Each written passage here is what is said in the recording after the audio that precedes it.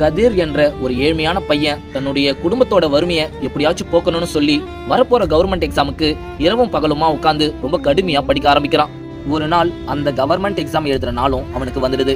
அவனும் எக்ஸாம் சென்டருக்கு கிளம்பி போறதுக்காக போறான். வெளியே அவங்க அப்பா வண்டி இல்ல. இத பார்த்த அவனும் ரொம்ப கோபமா அவங்க அம்மா கிட்ட போயிட்டு, அம்மா அப்பா வண்டி எங்கம்மா அப்படின்னு கேக்குறான். அதுக்கு அவங்க அம்மாவும், கடங்காரனுக்கு நம்ம ஒழுங்கா வட்டி கட்டலன்னு சொல்லி நேத்து தாம்மா வண்டியை எடுத்துட்டு போயிட்டான். நம்ம எப்ப வட்டி காசு கொடுக்குறோமோ அப்ப வண்டியை நம்மளை எடுத்துக்க சொல்லிட்டான் அப்படின்னு சொல்றாங்க. இத கேட்ட அவனும் ரொம்ப கோபமா, என்னமா நீ நேத்தே இதெல்லாம் என்கிட்ட சொல்ல வேண்டியது தானே அப்படின்னு சொல்லிட்டு ரொம்ப அவசரமா பஸ்ல ஏறி கிளம்புறான். அவனும் பஸ்ல உட்காந்துக்கிட்டே ரொம்ப பதட்டமா எப்படியாவது டைமுக்குள்ள போயிடணும் அப்படின்னு ரொம்ப பதட்டத்தோட இருக்கான். ஒரு வழியா அவன் அந்த எக்ஸாம் சென்டருக்கு போயிடுறான். அப்ப வாசல்ல இருந்த ஒருத்தர், தம்பி நீ 5 நிமிஷம் லேட்டா வந்துட்ட, அதனால உன்னை எக்ஸாம் எழுத உள்ள அனுப்ப முடியாது அப்படின்னு சொல்றாரு.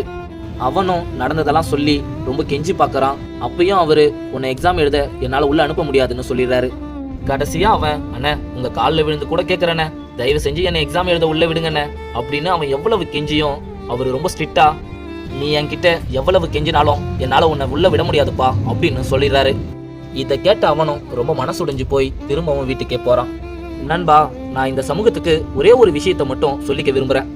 இந்த கவர்மெண்ட் எக்ஸாமுக்காக அவங்களுடைய சந்தோஷத்தெல்லாம் தூக்கி போட்டு அப்பகெல்லாம் கண்முழிச்சு படிக்க தெரிஞ்ச அவங்களுக்கு நம்ம கரெக்டான எக்ஸாம் டைமுக்கு போயிடணுன்றத அவங்க யோசிக்காமல இருந்துட போறாங்க.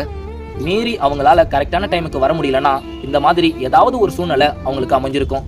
தயவு செஞ்சு நீங்க 5 நிமிஷம் லேட்டா வந்துட்டீங்க, நீங்க 10 நிமிஷம் லேட்டா வந்துட்டீங்க, அதனால உங்களால எக்ஸாம் எழுத முடியாது அப்படின்லாம் சொல்லி தயவு செஞ்சு அவங்க கனவுகளில இருந்தும் அவங்களுடைய நம்பிக்கையில இருந்தும் அவங்கள வெளியே அனுப்பிச்சிடாதீங்க.